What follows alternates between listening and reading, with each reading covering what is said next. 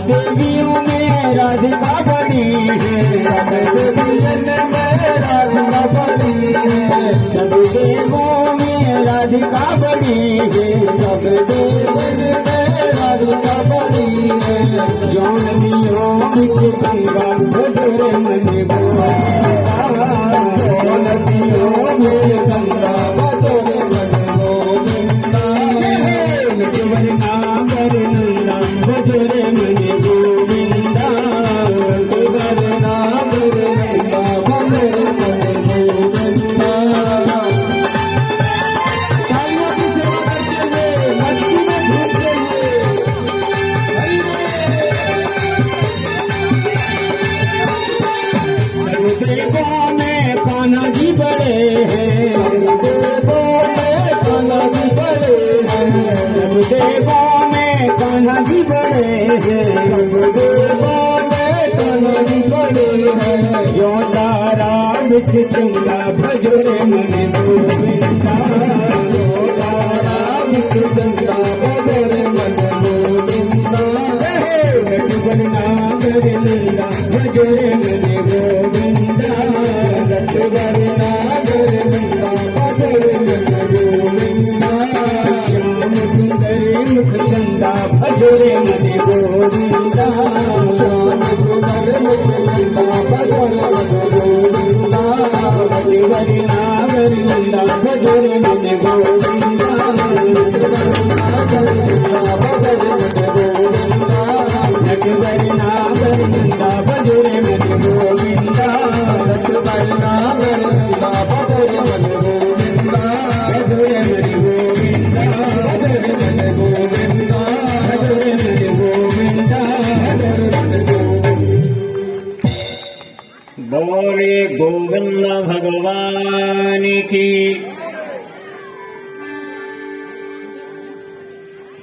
अधिकतर विद्वान लोग यही कहते हैं, बोले मस्ती के साथ तालियां बजाकर के भगवान का संकीर्तन करें। क्यों?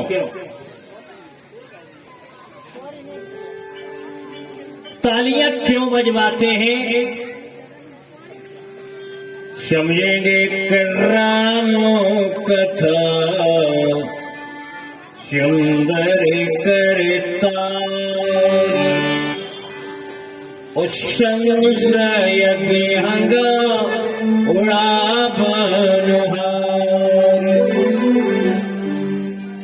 अगर आप खेत पर जाएं और तुम्हारे बाजरे को चिड़ियां चुन रही हो तो कैसे बजाओगे?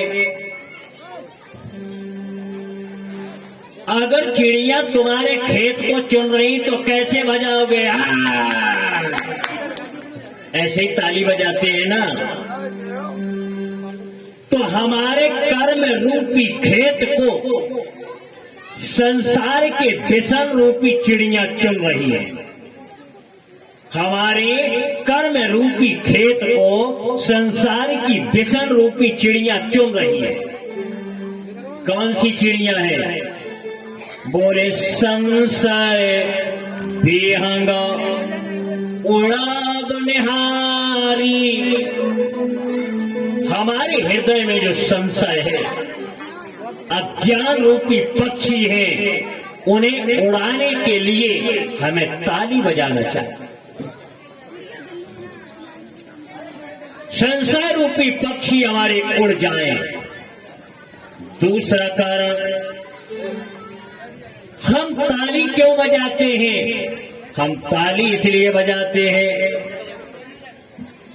अगर हम भक्ति कर रहे हैं, संकीर्तन कर रहे हैं और ताली बजाने से क्या होता है? मस्ती आती है, हमारा ध्यान एकाग्रचित हो जाता है। तीसरा कारण ताली क्यों बजाते हैं? हमारे हाथ में जिंदगी की रेखाएं बनी हुई है। अच्छा होगा कि बुरा होगा, हमारे हाथों में रेखाएं। परमात्मा के भजन करते समय जब हम तालियां बजाते हैं तो हमारी जो खराब रेखाएं हैं वो खत्म हो जाती है। बोले आनंद कंद भगवान की जय हो।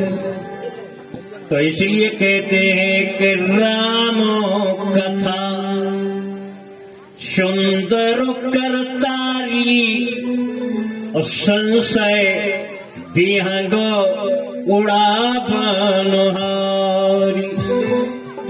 भगवान की कथा बहुत सुंदर है। कितनी सुंदर है।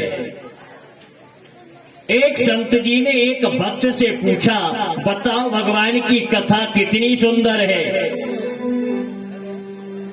भक्त ने कहा, बोले एक जगह हम कथा सुनने गए तो हमें तो कथा नौनखरी लगी, नमकीन लगी, मीठी नहीं लगी। बोले क्यों? बोले पता नहीं क्यों, नमकीन लगी। संत जी ने दूसरे भक्त से पूछा, बोले तुम्हें कथा कैसी लगी? बोले हमें तो बहुत मीठी लगी। एक बटलोई में चाय बनी हो और दो व्यक्तियों को दी जाए, एक कहे कि मीठी है और एक कहे कि खट्टी है, हो सकता है? बोले हाँ, स्वाद में अंतर है। कथा मीठी कैसे लगती है? व्यवस्थापक मौन होकर के कार्य को करें, अन्यथा विश्राम ले लें। बात करते हुए भगवान की सेवा नहीं करना चाहिए, शांति से करना चाहिए। गोविंद हरे गोपाल हरे, जय जय प्रभु दीन दयाल हरे।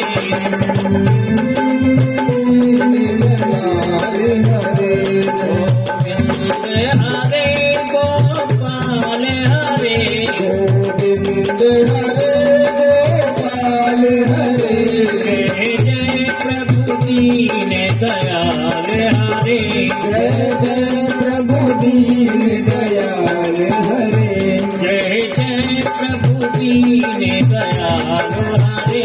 जय जय प्रभु दीन दयाल हरे। मीठी कथा कैसे लगती है समझ लो कि हरिहर पद रति और मति न पुतर की। समझना सज्जनों, बोले हरिहर पद रति और मति न पुतर की, तेने कहो मधुरे कथा रघुवर की। जिनकी बुद्धि में भगवान के प्रति कुतर्क नहीं है, जिनके मन में भगवान के प्रति श्रद्धा है, उन्हें कथा ये मीठी लगती है। और फीकी कैसे लगती है कि प्रभु पद प्रीति न सामुझनी।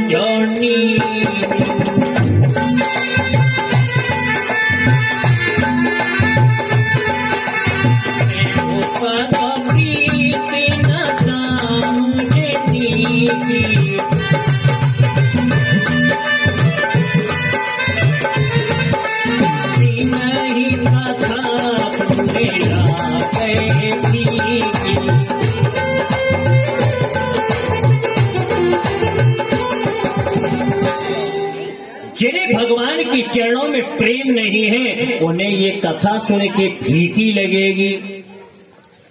बोले क्यों? बोले इसलिए लगेगी, उन्हें कथा में मन ही नहीं। अगर कथा मन से सुनी जाए तो मीठी लगेगी। श्रोता भी चार तरह के होते हैं। एक तो श्रोता ध्यान मग्न होके कथा सुनते थे। और एक सोता कथा में बैठे कि नींद आई, और एक सराता कथा में बैठे कहे जब बताओ तुम्हारी सरसों कट गई कि नहीं, कहे गेहूं पके के नहीं। अरे पूरा दिन हो गया, पूरी रात हो गई, चाहे जब पूछ लेते कथई में पूछने का टाइम है। कहे जी तुमने कातरकाई बनाई, कल का बने हो। अरे पूछने तो फोन ही से पूछ ले, अब तो फिर ही चल गए। तो एक तो होता श्रोता, दूसरा होता सोता, तीसरा होता सरौता, और चौथा होता टकटकौता। वे चारों तरफ देख रहेंगे, बोले सब आए, सब आए, लेकिन पिंटू की भौजाई नहीं आई। कई अटरिया वाली नहीं आई।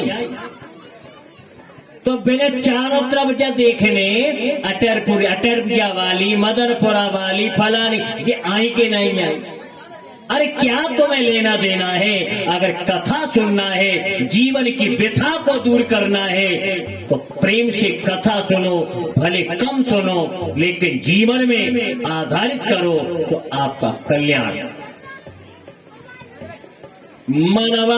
मनवंतराणि सर्वाणि त्यक्तानि सुतानि वे वीर्यानंतो वीर्यस्य हरेस्तत्र कृतानि च। परीक्षित जी ने पूछा, आपने मनवंतर का बहुत अच्छा वर्णन किया, मैं सुनकर के प्रसन्न हुआ। मैंने सुना है श्राद्ध देव मनु के पुत्र पैदा नहीं हो रहा था। संतान चलाने के लिए उन्होंने यज्ञ का आयोजन किया, उसमें से कन्या उत्पन्न हुई, उस कन्या से फिर पुत्र बनाया गया। ये कैसा आख्यान है? शुकदेव जी ने कहा सुनिए, श्रूयताम वो मनसा प्रायुच्चेण परम तपः न शक्यते विस्तरतो भक्तुम वर्ष शतैरपि। राजन, रघुवंश का जो वंश है सबसे जेठा वंश है। सैकड़ों वर्षों तक मैं इसका वर्णन करूं लेकिन नहीं मैं कर सकता। श्राद्ध देव नाम के जो मनु थे, इनके जब कोई पुत्र उत्पन्न नहीं हो रहा था, इन्होंने गुरुदेव वशिष्ठ से पूछा। वशिष्ठ ने कहा पुत्रेष्टि यज्ञ करो। यज्ञ का आयोजन प्रारंभ हो रहा था, लेकिन श्राद्ध देव मनु की पत्नी ने गुरुदेव से कहा मुझे कन्या चाहिए। यज्ञ पूर्ण हुआ, परिणाम यह हुआ श्राद्ध देव मनु के कन्या हुआ। रानी ने कहा गुरुदेव हमने तो पुत्रेष्टि यज्ञ कराया था, लेकिन कन्या क्यों हुई? तुम्हारी पत्नी ने मांगा। पत्नी से पूछा, बोले हाँ मैंने कहा था। बोले गद्दी पे क्या कन्या बैठेगी? गुरुदेव कुछ भी करो मुझे पुत्र चाहिए। वशिष्ठ ने अपनी तपस्या के द्वारा उस कन्या का नाम जो इला नाम था उसे पुत्र बना दिया, जिसका नाम हुआ सुधुम्न।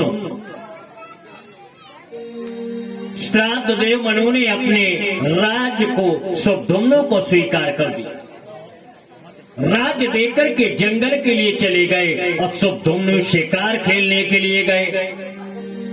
लेकिन आश्चर्य क्या हुआ सज्जनों, विचार करना, कथा ध्यान पूर्वक सुनना। सो दोनों महाराज शिकार खेलते खेलते क्या हुआ एक जंगल में कि राजा के तो रानी बन गए और राजा के तो रानी बन गए घोड़ा घोड़ी बने देखो घोड़ा घोड़ी बनो देखो सास जो संगे दासी बन गए सास जो संगे दासी बन गए ऐसा ये चंपा चलो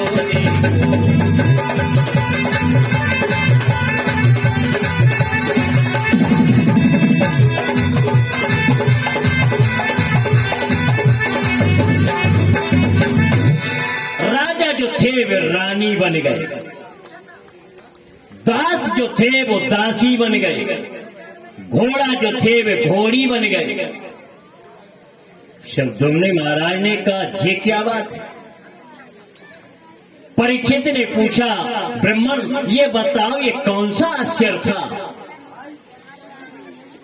शुकदेव जी ने कहा राजन इस जंगल को शंकर जी ने श्राप दे दिया था।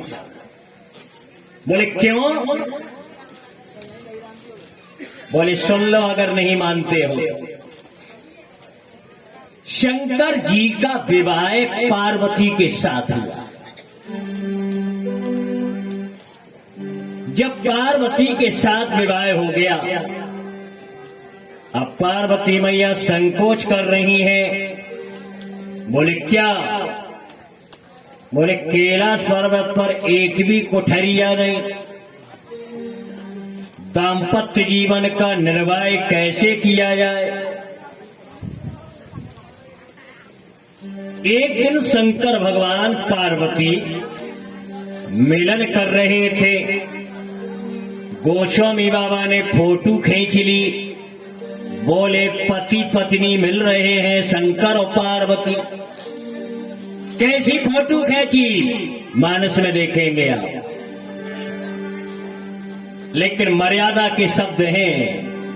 बोले करही बेदो बेदो होगे बिलाप,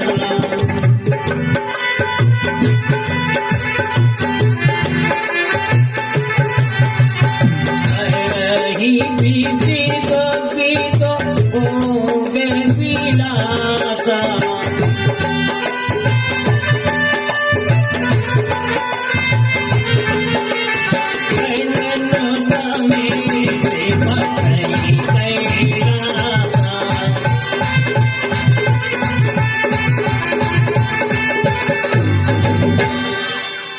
करही बेदो बेद भोग विलास।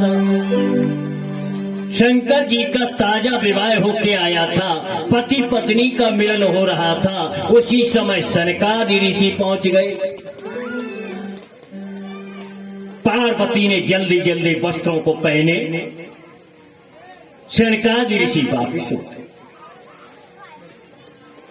पार्वती रूठ करके 4 हाथ दूर बैठी।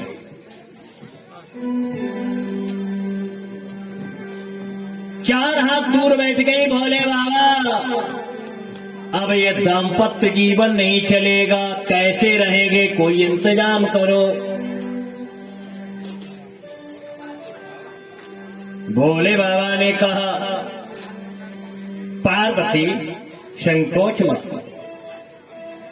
बोले नहीं अब मैं नहीं रहूंगी। भोले बाबा अपनी पत्नी को बार बार मनाते हैं, लेकिन पार्वती नहीं मानती।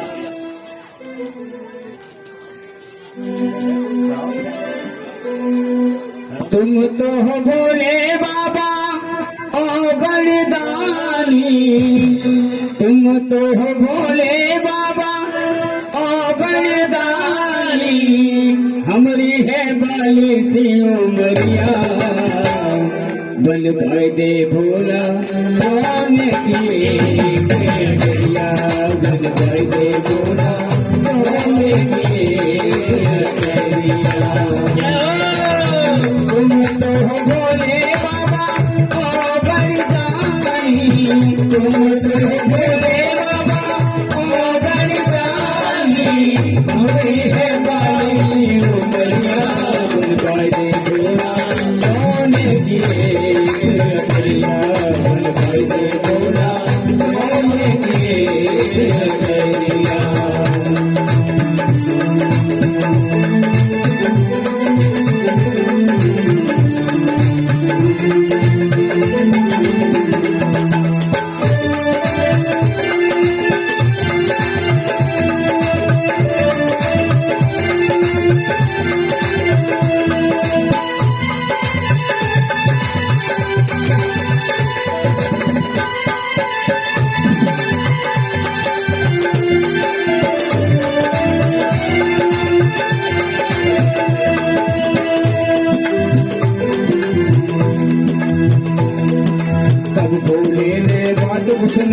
विश्वकर्मा बुलवाए, भोले के बात सुनकर विश्वकर्मा बुलवाए। एक डरिया बनवाने को, एक डरिया बनवाने को मिलके से कहलाए, विश्वकर्मा कहलाए, विश्वकर्मा कहलाए। तुम तो हो भोले बाबा, तुम तो हो भोले बाबा, ओ बलिदानी, हमारी है वाणी से उमरिया बलवाए भोला, सोने किए बुलरिया बलवाए भोला, सोने किए बुलरिया बलवाए भोला, सोने किए बुलरिया बलवाए भोला, सोने किए बुलरिया बलवाए भोला, सोने किए बुलरिया। बोले शंकर भगवान की। जब पार्वती के आग्रह को देखा, भोले बाबा ने विश्वकर्मा को बुलाया। बोले पार्वती का विचार है तो सोने का महल बना। विश्वकर्मा जी ने सोने का महल बनाया। पार्वती निरीक्षण कर लो कैसा बना है। मैया ने कहा बहुत बढ़िया बना। बोले अब कोई दिक्कत? बोले थोड़ी सी दिक्कत है। बोले क्यों? बोले नया घर जब बन जाता है तो पंडित जी को बुला के हवन पूजन करा के गृह प्रवेश किया जाता है। तो बोले पंडित बुला लो। बोले अच्छा पंडित कौन है? बोले हमारे चेला के बराबर कोई पंडित नहीं है। रावण प्रकांड विद्वान है। गृह प्रवेश के लिए रावण को बुलाया। रावण ने पूजन करवाया, गृह प्रवेश किया। भोले बाबा ने कहा दक्षिणा मांग लो। रावण ने कहा गुरु से क्या लेना देना। भोले बाबा ने कहा ब्राह्मण को अगर दक्षिणा ना दी जाए तो वो कार्य संपन्न नहीं होता। इस समय तुम ब्राह्मण हो, मुझसे दक्षिणा मांग लो। रावण ने बार बार मना किया, नहीं मांग लो। रावण ने कहा मैं मांगू गुरु से और न मिले तो? भोले बाबा ने कहा मिलेगा। रावण ने कहा 3 बार कह दो। भोले बाबा ने कहा मैं दूंगा दूंगा दूंगा।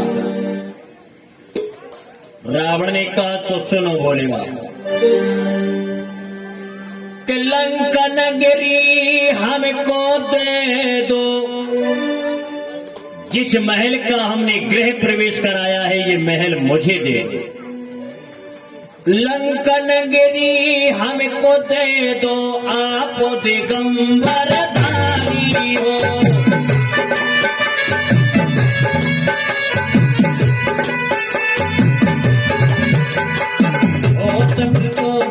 भूत प्रेत में नृत्य जो करते, भूत प्रेत में नृत्य जो करते, आप दिगंबर धारी।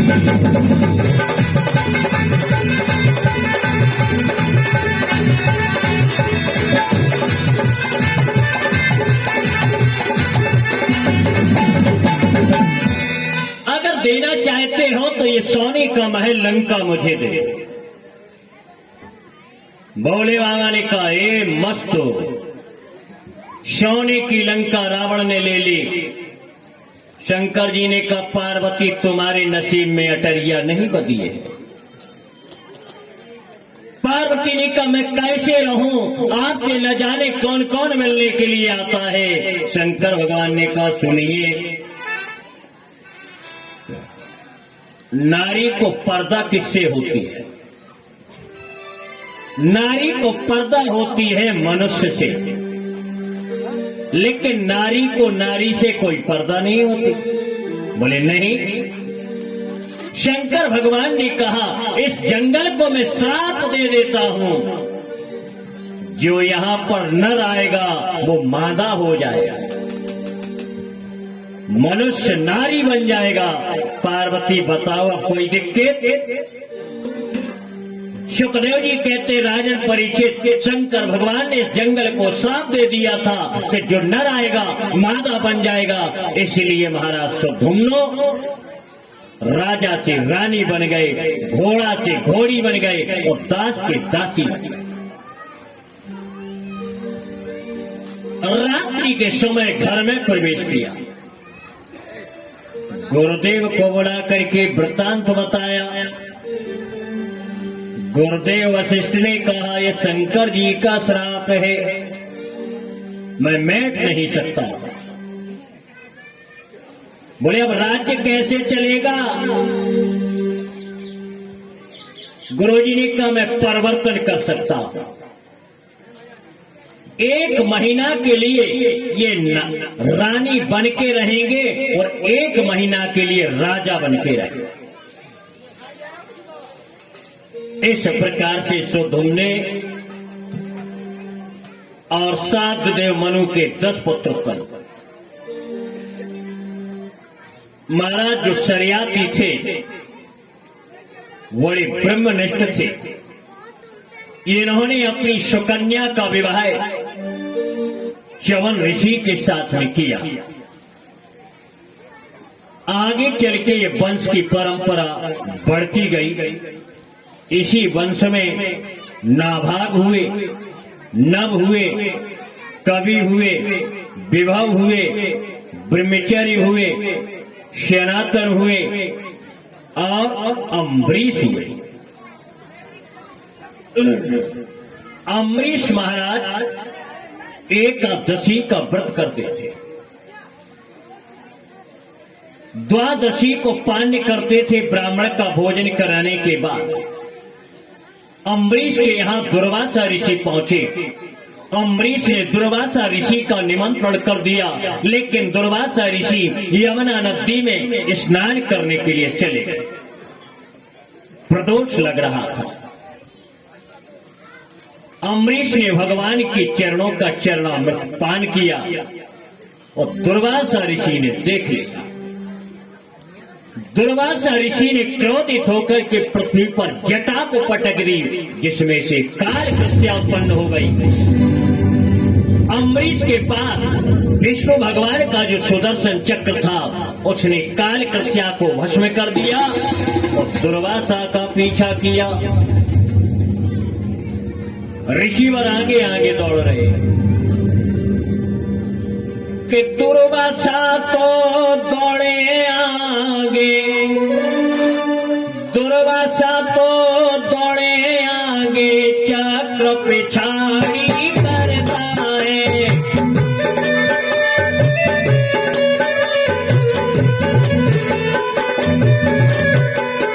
तीन लोकों में शरण मिली नहीं, तीन लोकों में शरण मिली नहीं, दुर्वासा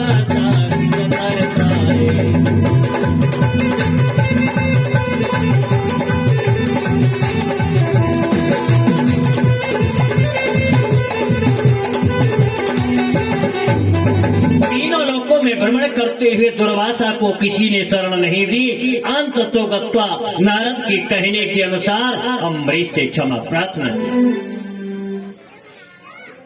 भगवान कहते हैं कि अहम भक्तो पराधी हे तंत्रो एवं द्विजा साधुभिर्कृष्टो हृदयो भक्ति भक्तो जना प्रिया। भगवान कहते हैं मैं तो भक्त के अधीन हूं। इस प्रकार से सुदर्शन चक्र को अम्बरीश ने शासा। इसी वंश में महाराज यवनाश यवनाश महाराज के कोई संतान नहीं हो रही थी। वशिष्ठ जी के माध्यम से इन्होंने पुत्रेष्टि यज्ञ करवाया। ऋषि मुनि ने एक घड़ा में सर्वौषधि डाल के और अभिमंत्रित करके यज्ञशाला में घड़ा अलग रख दिया। रात्रि के समय यज्ञशाला की रक्षा कर रहे थे और रात में यवनाश को प्यास लगी। चारों तरफ देखा, जल दिखाई नहीं दिया। वही जो घड़ा रखा था, सोचा ये पानी पीने का है, क्योंकि इस घड़े के ऊपर नारियल नहीं है। यवनाश महाराज ने जल को ग्रहण कर लिया। शवेरी ऋषियों ने आके पूछा, महाराज ये बताओ इस घड़े के जल का पान किसने किया? यवनाश ने कहा मैंने पिया। बोले अनर्थ हो गया। बोले क्यों? अरे ये घड़े के जल का पान कराना था रानी को, बच्चा पैदा होना था रानी के, और घड़े का पी गए पानी तुम। अब तुम्हारे पेट से बच्चा पैदा हो। यवनाश महाराज के गर्भ रह जाता है। 9 महीने के बाद यवनाश का पेट चीरा गया, उसमें से जो बच्चा निकाला गया और रोने लगा, अहमपि काम धास्यसी, मुझे कौन धारण करेगा? इंद्र ने आकर के छंगन उंगली मुख में डाल दी। अहमपि तुम धास्यसी, मैं तुम्हें धारण करूंगा। इसलिए इस बच्चे का नाम हुआ मान धाता। शुकदेव जी कहते, राजन वंश की परंपरा बढ़ती गई। इसी वंश में महाराज त्रिशंकु हुए।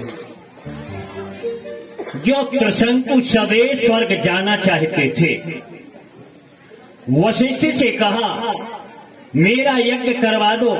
वशिष्ठ ने कहा मैं इंद्र की यज्ञ में वर्णित हूं, मेरे आचार हो, पुरोहित हो, गुरु हो, मुझे पहले यज्ञ कराना पड़ेगा। वशिष्ठ ने कहा इंद्र का यज्ञ जब पूर्ण हो जाएगा, इसके बाद मैं तुम्हारा यज्ञ करा दूंगा। त्रिशंकु ने वशिष्ठ से कहा जाओ, मैं तुम्हें गुरु पद से निरस्त करता हूं।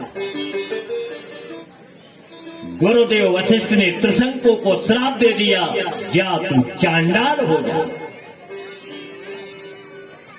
उसी समय विश्वामित्र और वशिष्ठ से अनबन चल रही थी। विश्वामित्र ने त्रिशंकु से कहा मैं तुम्हारा यज्ञ कराऊंगा और सदैव स्वर्ग भेजूंगा। यज्ञ हुआ, त्रिशंकु को स्वर्ग भेजा गया, लेकिन चांडाल होने के कारण देवताओं ने त्रिशंकु को नीचे फेंक दिया। त्रिशंकु के मुख से जो लाल मलमूत्र गिरा, उसे कर्मनाशा नाम की नदी उत्पन्न हुई, जो बिहार देश में प्रवाहित होती है। जिस कर्मनाशा नदी के स्पर्श मात्र से, दर्शन मात्र से सारे पुण्य नष्ट हो जाते। विश्वामित्र ने जब देखा अपनी तपस्या के बल से त्रिशंकु को बीच में लटका दिया। त्रिशंकु की रथ की छाया 96 कोस पूर्व पश्चिम, 64 कोस उत्तर दक्षिण में पड़ी। वहां का स्थान अपवित्र माना। विश्वामित्र दूसरी सृष्टि करने लगे। सभी देवता ने आकर के विश्वामित्र से निवेदन किया, तब उन्होंने सृष्टि का कार्य बंद किया। शुकदेव जी कहते राजन परीक्षितो हरित रोहित सुतास्तु तस्मादो विनिर्मिता चंपापुरी सुदेवो तो विजयो जशो चात्मा। इसी वंश में हरित के रोहित हुए, जिन्होंने चंपापुरी का निर्माण कराया। इनके भरत हुए, भरत के वृक हुए, वृक के बाहुक हुए, बाहुक के प्रजांत हुए और इनकी जो दो रानियां थी, सौतिया डाहे होने के कारण दो रानियां राजा की थी, तो एक रानी की संतान नहीं हो रही और दूसरी रानी के जब गर्भ आया तो दूसरी रानी ने उसे जहर दे दिया। इसे कहते हैं सौतपन। किसी कवि ने उल्लेख दिया कि कांटो बोरो करील को, कांटो बोरो करील को और बदरई की घाम, और सौत बुरी है चून की और साजे को कम। बोले चून की भी सौत बुरी होती है। दो सौतें थी, लड़ती रहती थी। एक सौत जब मायके चली गई, दूसरे ने क्या किया, आटे की सौत बनाई और चूल्हे में लगा दी। बोले अब तुझे मैं जला दूं। जब उसकी मूर्ति जलने लगी तो नाचने लगी, लेकिन दुर्भाग्यपूर्वक उसमें बमूल का बीजा चला गया था, जिसको कहते हैं चिया। चिया चटका, चूल्हे से खटका और आंख में मटका, 1,000 बंद। सौत की आंखें फूट गई। तभी से कहते हैं सौत चून की भी बुरी होती है। यहां पर एक रानी के जब पुत्र नहीं हुआ, दूसरी रानी के गर्भ था, उसने जहर ही दे दिया। लेकिन पुत्र का कुछ नहीं बिगड़ा, जहर के शहद उत्पन्न हुआ, इसलिए इस पुत्र का नाम हुआ सगर। सगर, गर के शहद जो उत्पन्न हुआ है, इसका नाम हुआ सगर। सगर महाराज के 60,000 पुत्र उत्पन्न हुए। 60,000 जब पुत्र उत्पन्न हुए, जब इन्होंने यज्ञ को करवाया, घोड़ा छोड़ा, घोड़े को इंद्र ने पकड़ करके कपिल ऋषि के आश्रम में बांध दिया। सगर के 60,000 पुत्र घोड़े का पता लगाते लगाते कपिल ऋषि के आश्रम में पहुंचे। घोड़ा वहां पर बंधा था। सगर के पुत्रों ने उस ऋषि कपिल से कहा, मूर्ख, घोड़ा चोरी करके लाया और ध्यान लगा रहा है। जैसे ही एक लात लगाई, कपिल ऋषि ने नेत्र खोले, 60,000 पुत्र जल करके भस्म हो गए। जब 60,000 पुत्र जल के भस्म हो जाते हैं, सगर जी ने पूछा, हमारे पुत्रों का उद्धार कैसे हो? ऋषियों ने बताया, देव गंगा जब अमृत लोक आए, देव गंगा अमृत लोक आए, तबे उद्धार तेरा होगा।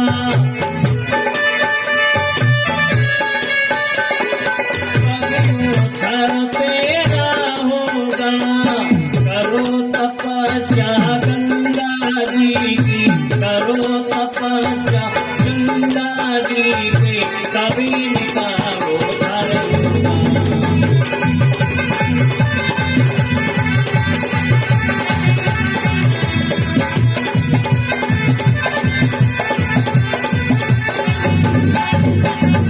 60,000 पुत्रों का अगर उद्धार करवाना है तो गंगा को बुलाओ। इसी वंश में असमंजस हुआ। जिन्होंने तपस्या की, गंगा नहीं ला सके। अंशुमान हुए, गंगा नहीं ला सके। दिलीप हुए, रघु हुए भागीरथ। भागीरथ ने तपस्या करके ब्रह्मा जी प्रसन्न हो गए। ब्रह्मा ने कहा, भागीरथ से पुत्र से ताशमोय तपम तपः दर्शमासि तम देवी प्रसन्ना वरदास्मिते। भगीरथ तब तुम वरदान मांग लो, क्या चाहते हो? भगीरथ ने कहा, हमारे पूर्वज 60,000 का उद्धार होना है। ब्रह्मा ने कहा, तो गंगा ले जाओ। गंगा से प्रार्थना की तो गंगा ने भागीरथ से कहा, कोपि धारिता बेगम पतंते में महीतले। भागीरथ, मैं मृत्युलोक तो चली जाऊं, लेकिन मेरी धारा को कौन रोकेगा? ऐसा कौन शक्तिशाली है, मैं ब्रह्मलोक से नीचे आऊं, धारा कौन रोके? भगीरथ ने कहा, देवी आप ही बता दो, तुम्हारी धारा रोकने की शक्ति किसमें है?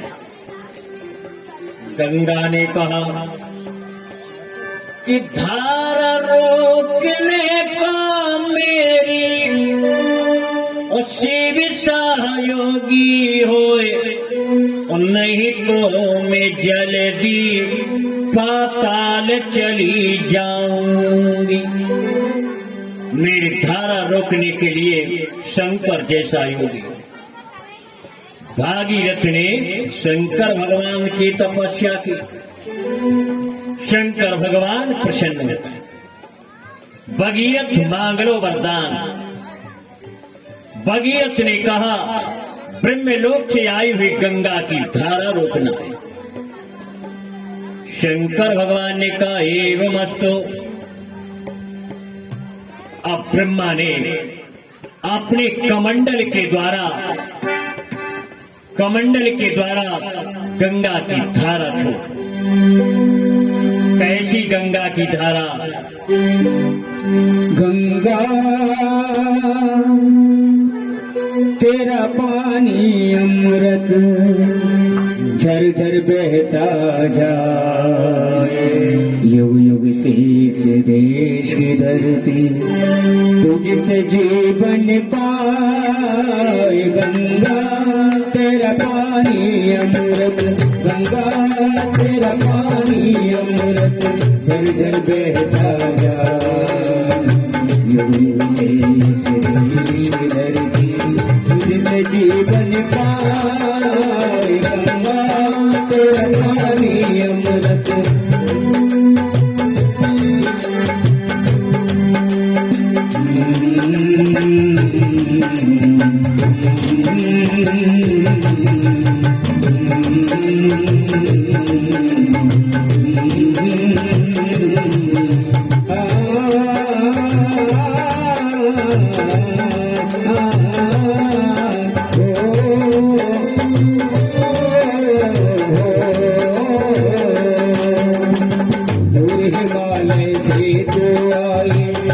सुहाने गाती हिमालय से तो आए, गाते जंगल जंगल पर्वत पर्वत सुख संदेश सुनाती। तेरी जाती जैसी धारा, तेरी जाती जैसी धारा, जैसी धारा मेरा तक लहराए। गंगा तेरा पानी अमृत झरझर बहता जाए, तुझसे जीवन पाए। गंगा तेरा पानी अमृत झरझर बहता जाए।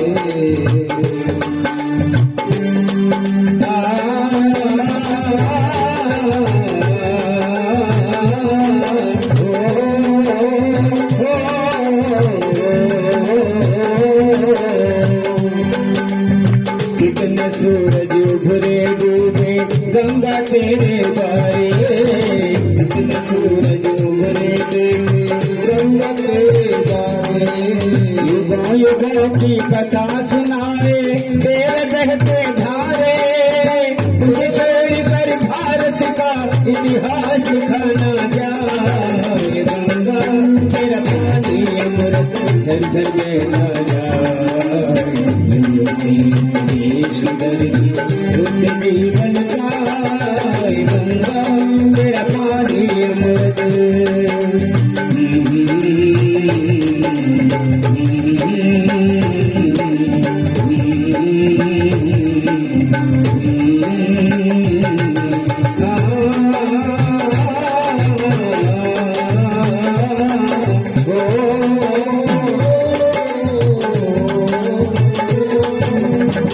धरती का सुख दुख तूने अपने बीच संजोया इस धरती का सुख दुख तूने अपने बीच संजोया जब जब देश गुलाम हुआ है तेरा पानी रोया जब जब हम आजाद हुए हैं जब जब हम आजाद हुए हैं तेरे तट मुस्काए गंगा तेरा पानी अमृत झरझर बहना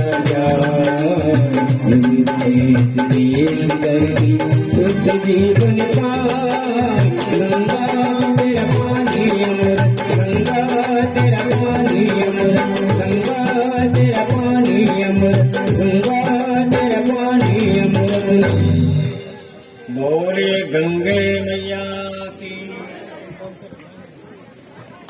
सज्जनों, शंकर भगवान की जटाओं में ब्रह्मा ने कमंडल के द्वारा जब गंगा की धारा छोड़ी, शंकर भगवान ने एक बूंद गंगा की धारा पृथ्वी पर छोड़ी। रथेन वायुवेगेन प्रियांतमनुधावति देशान् पुनन्ति वेगः सिञ्चन्ते सगरात्मजा। धन्य है भागीरथ के लिए जिनका रथ आगे आगे चल रहा है और जिनके पीछे पीछे गंगा की धारा बह रही है। जैसे गंगा के पीछे हम दौड़ते हैं, आज वही गंगा भक्त भागीरथ के पीछे दौड़ रही है और सगर के 60,000 भक्तों का उद्धार किया। तब से इसका नाम हुआ भगीरथी गंगा। सज्जनों, भागीरथी गंगा भागीरथ के द्वारा लाने के कारण इसका नाम गंगा है। महत्तम क्या है कि तरसो परसो जनो जले पाना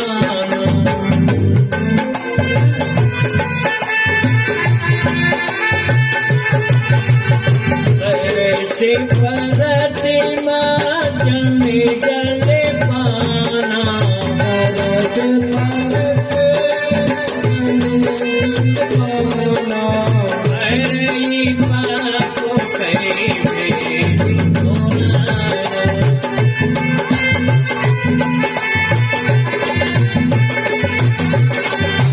दर्शन करने से, स्पर्श करने से, पान करने से पाप नष्ट होते हैं, वेद पुराणों का कहना। नदी पुनीत अमितो महिमा अति कहे ना सके शारदा विमलोमती। यह गंगा जी का पुनीत आख्या। इसके बाद इसी वंश में महाराज खटवांग हुए। खटवांग के दीर्घबाहु के रघु, रघु के आज और आज के दशरथ। दशरथ की चौथी अवस्था चल रही थी, कोई संतान नहीं हो रही। गुरुदेव वशिष्ठ से पूछा। गुरुदेव ने पुत्रेष्टि यज्ञ का आदेश किया। पुत्रेष्टि यज्ञ के द्वारा जो हवि मिली, उस हवि के द्वारा जो 3 रानियां थी उन्हें खिलाई गई, तो तीनों रानियां गर्भवती हो गई। कि यही बीत गर्भ शहीद सब रानी, पुत्रों पे बनते और सीले गुण खानी। परमात्मा मर्यादा पुरुषोत्तम श्री राम जब गर्भ में आवासित हो रहे हैं, तो जात नते हरि गरो आए,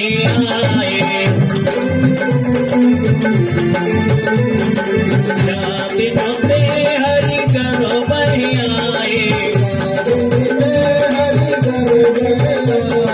सकल लोक सुख संपत्ति छाए, सारे लोकों में सुख संपत्ति फैल जाती है। देवता अंतरिक्ष के माध्यम से भगवान राम की स्तुति प्रार्थना करते हैं। सज्जनों, क्या प्रार्थना करते हैं? या सत्य पाशा परपीत पेत्र प्रेण सुचापा जग्रेशु भार्या राज्यं श्रियं प्राणिनाशु निवासं त्यक्ता ययो में बमन सुनिर्मुक्ति संगा। हे प्रभु, आप सभी लोगों के मालिक हो। आज भक्तों का कल्याण करने के लिए वसुंधरा पर अवतरित हो रहे हो। भगवान प्रभु राम का अवतार कब हुआ आप जानते हो? कि मध्य दिवसी अरसी तीन घाम पावन अखिल लोक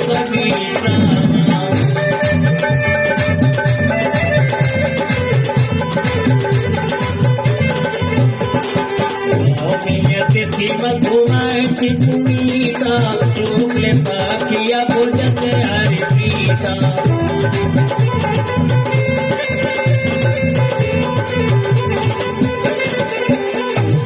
चैत्र शुक्ल नवमी अभिजित मुहूर्त अभिजित नक्षत्र प्रभु राम ने ठीक दिन के 12 बजे कौशल्या माँ के उदर से प्रकट होते हैं। बोलिए रामचंद्र भगवान की जय। लेकिन प्रभु ने राम ने कौशल्या को ऐसा दर्शन दिया, ऐसा दर्शन दशरथ को भी नहीं दिया। कैसा दर्शन? भय प्रगटो कृपाला दीन दयाला कौशल्या हितकारी। ये बताइए, पृथ्वी का भार दूर करने के लिए आए थे, तो कौशल्या हितकारी क्यों लिखा? भक्त ने हितकारी लिख देते, दशरथ हितकारी लिख देते और सीता हितकारी लिख देते, कौशल्या हितकारी क्यों लिखा? बोले जो स्वरूप का दर्शन कौशल्या मैया ने किया, इस स्वरूप का दर्शन दशरथ को भी नहीं मिला। कौन सा स्वरूप? भय प्रकट कृपाला दीन दयाला कौशल्या हितकारी। कैसा रूप देखा? लोचन अभिरामा तनु कनिशाना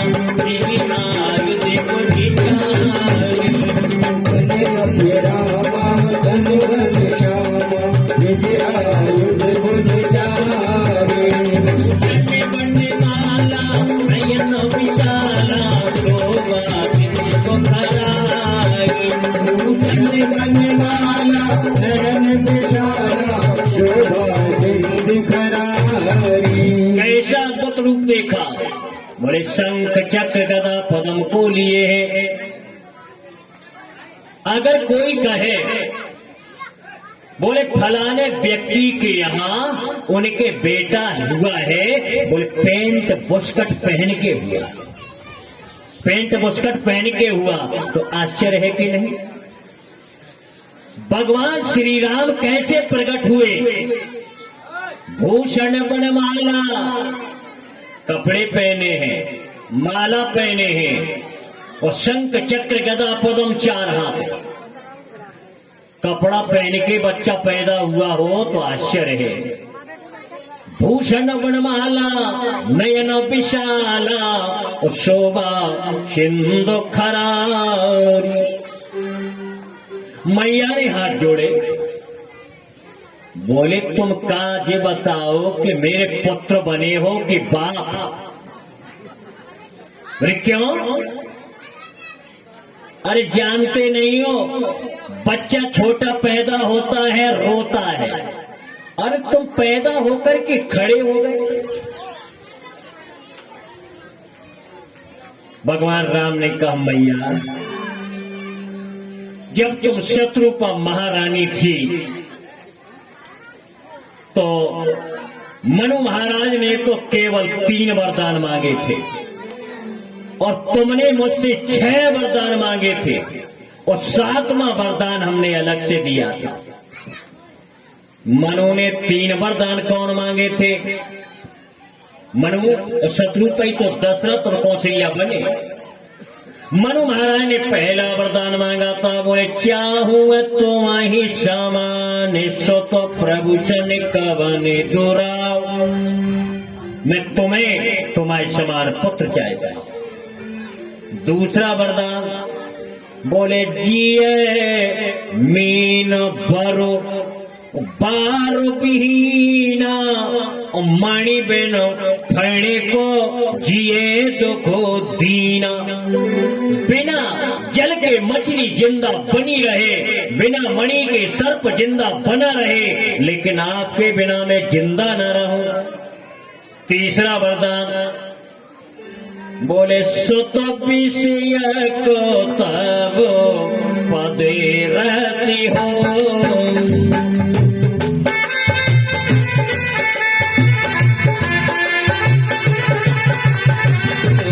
विषय को तब पदे रहती हो।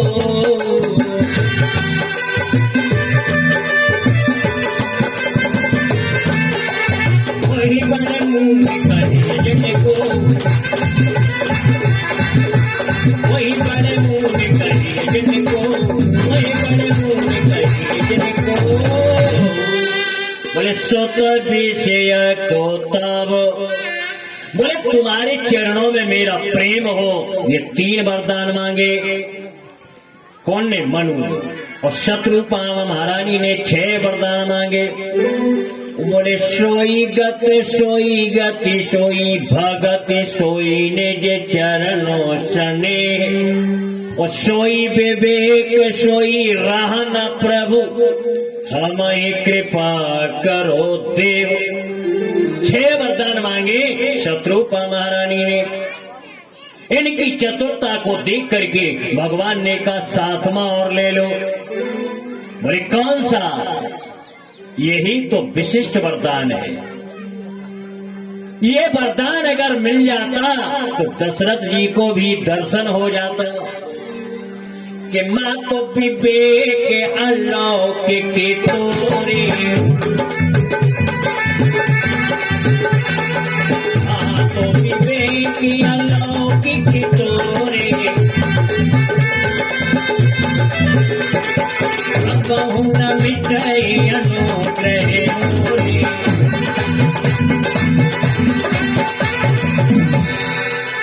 तुम्हारे अंदर अलौकिक ज्ञान हो। अलौकिक माने संसार से हटकर। जिस व्यक्ति को अलौकिक ज्ञान होगा तो उसको अलौकिक झांकी का दर्शन होगा। लेकिन दशरथ जी को यह वरदान नहीं मिला था, इसलिए मैया को प्रभु का दर्शन हुआ। मैया हाथ जोड़ने लगी।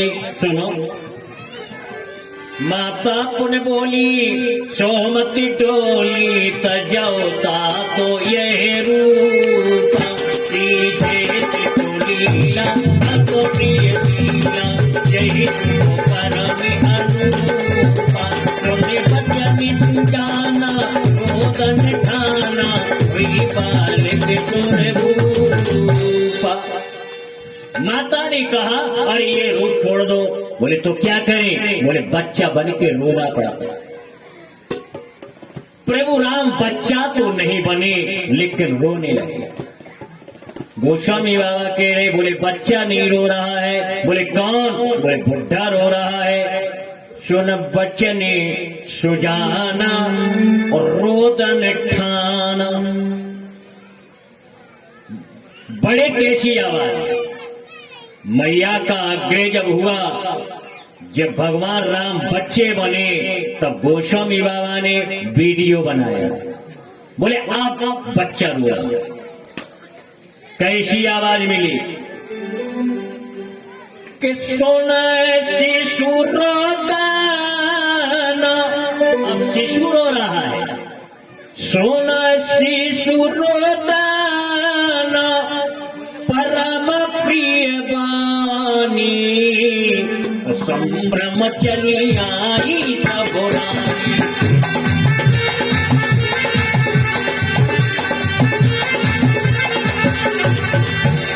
जो ही बच्चे की आवाज को सुनकर के सब रानियां आ जाती। मानस के माध्यम से आप सब लोग जानते हो, फिर भी श्रीमद् भागवत में राम कथा संक्षिप्त 2 अध्याय में है। दशरथ ने अनेक प्रकार से दान पुण्य किया, खुशियों को मनाई और इनके नामकरण संस्कार किए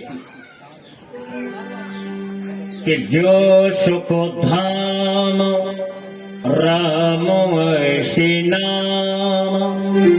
सुख के धाम इनका नाम राम हुआ।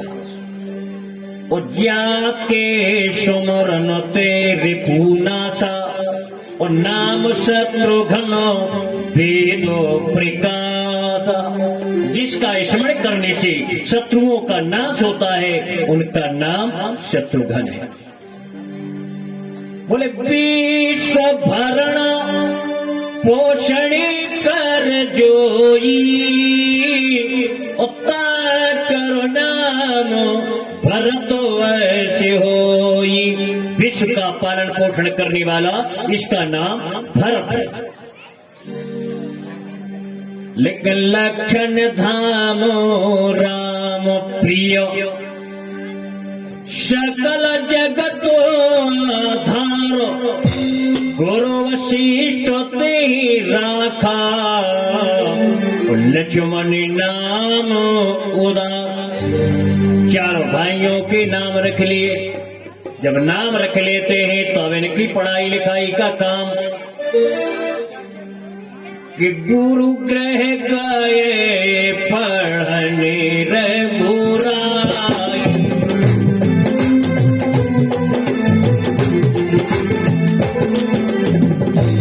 गए गए पढ़ने रघुराई।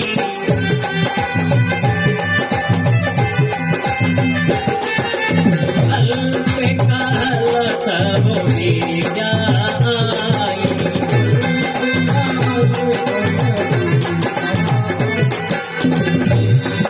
गुरु के गहर प्रभु जब पढ़ने गए, अरे जिसकी श्वासा ही चारों वेद हों वो तो केवल मर्यादा के लिए सब कुछ किया गया। अंत तो गत्ता पढ़ लिख के जब तैयार। मानस के माध्यम से विश्वामित्र रक्षा करने के लिए राम लक्ष्मण को ले गए। अपने यज्ञ की रक्षा करवाने के बाद जनकपुर में धनुष को तोड़वा के और सीता से नाता जोड़ा। राम का विवाह सीता के साथ, लक्ष्मण का विवाह उर्मिला के साथ, शत्रुघ्न का विवाह श्रुतकीर्ति के साथ, भरत का विवाह मांडवी के साथ। इस प्रकार से चारों भाइयों का जब विवाह हो जाता है, अब अयोध्या में क्या होने लगा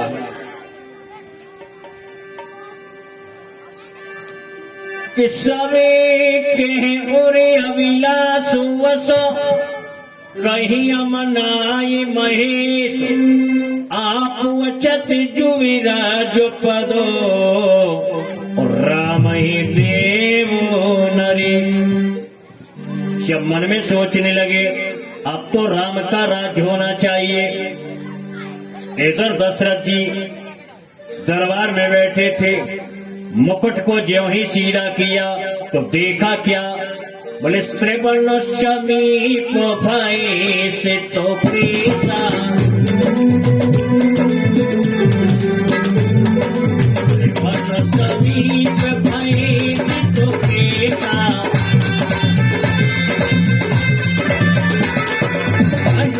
जरटो पन्नो अचियो देता।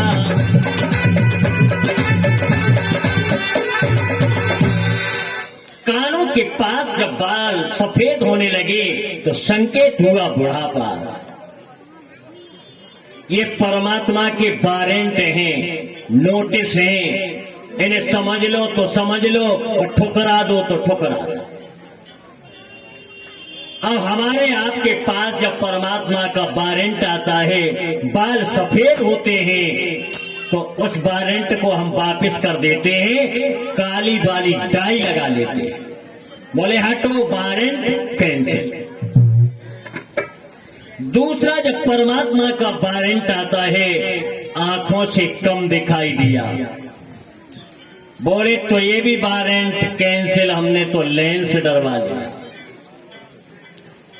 तीसरा परमात्मा का वारंट आता है, बोले कानों से कम सुनाई दिया, बोले हमने तो मशीन बना ली। कई वारंट आने के बाद भगवान ने कहा एक भी नोटिस को मंजूर नहीं कर रहा है तो अब इसको तत्काल पकड़ लिया जाए, बोले हार्ड अटैक। लेकिन दशरथ जी एक ही वारंट में समझ गए कि मेरा बुढ़ापा है और राम का राज्य होना चाहिए। गुरु के आदेश के अनुसार गुरुदेव ने कहा, राजन सुन, राम के राज्य का मुहूर्त तो पहले से ही निकल चुका है। नहीं गुरुजी, अच्छा मुहूर्त देख लो। गुरुदेव ने कहा, सुनियो राजन के बेग विलंबन करियन को काजिय सजाई समा, दिन सुमंगल तबई जबो आमी होई जोगिया।